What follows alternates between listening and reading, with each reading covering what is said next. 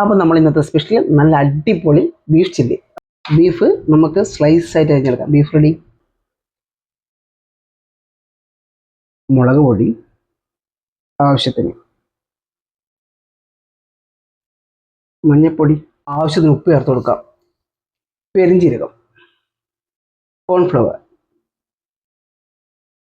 ഇഞ്ചി വെളുത്തുള്ളി പേസ്റ്റ്, വിനാഗിരി ചേർത്ത് കൊടുക്കാം, മിക്സ് ചെയ്തെടുക്കാം. മസാല ഇവിടെ റെഡി ആയിട്ടുണ്ട്. സ്ലൈസായ ബീഫ് നമുക്ക് ഇതിലോട്ട് ചേർത്ത് കൊടുക്കാം.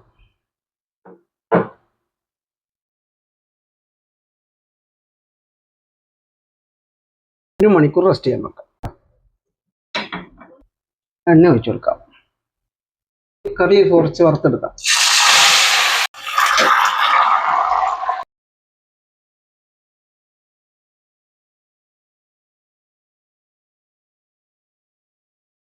അപ്പോൾ നമ്മൾ സെറ്റ് ചെയ്ത ബീഫ് നമുക്ക് എണ്ണയിൽ ഇട്ട് വറുത്തെടുക്കാം.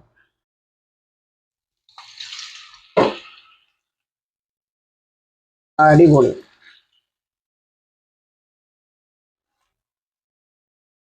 മുരിഞ്ഞു വന്നിട്ടുണ്ട്. നമുക്കിത് ഒരു ബൗളിലേക്ക് മാറ്റിയെടുക്കാം.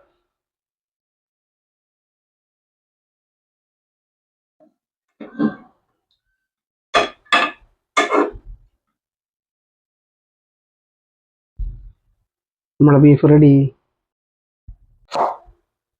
ബീഫ് ചില്ലി ആക്കുന്നതിന് വേണ്ടി കുറച്ച് ഉള്ളി കട്ട് ചെയ്യണം. അപ്പോൾ നമുക്ക് ഉള്ളി ഒന്ന് വഴറ്റിയെടുക്കാം. നമ്മൾ ഉപയോഗിച്ച അതേ എണ്ണയിൽ തന്നെ നമുക്കിത് ഉള്ളി വാട്ടിയെടുക്കാം.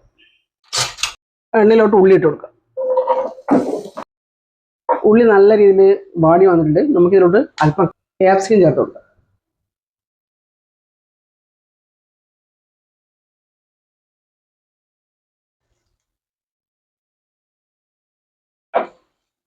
നമുക്ക് ഇവിടെ പൊരിച്ച് തയ്യാറാക്കിയ ബീഫ് ഇതിലോട്ട് ചേർത്ത് കൊടുക്കാം. നല്ല രീതിയിലൊന്ന് മിക്സാക്കി എടുക്കാം.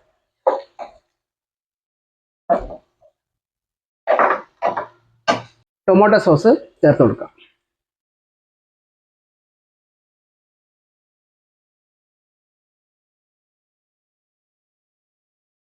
കറിവേപ്പില ചേർത്ത് മിക്സാക്കി എടുക്കാം.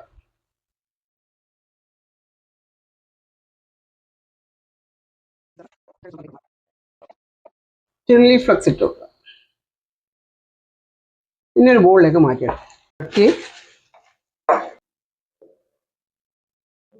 നമ്മളെ നാടൻ ബീഫ് ചില്ലി ഇവിടെ റെഡി ആയിട്ടുണ്ട്. അലങ്കാരത്തിന് വേണ്ടി കുറച്ച് വൈറ്റ് എള്ളി ചേർത്ത് കൊടുക്കാം. കാണാൻ നല്ല അഴകുണ്ടാവും. വേറെ കാര്യമൊന്നുമില്ല.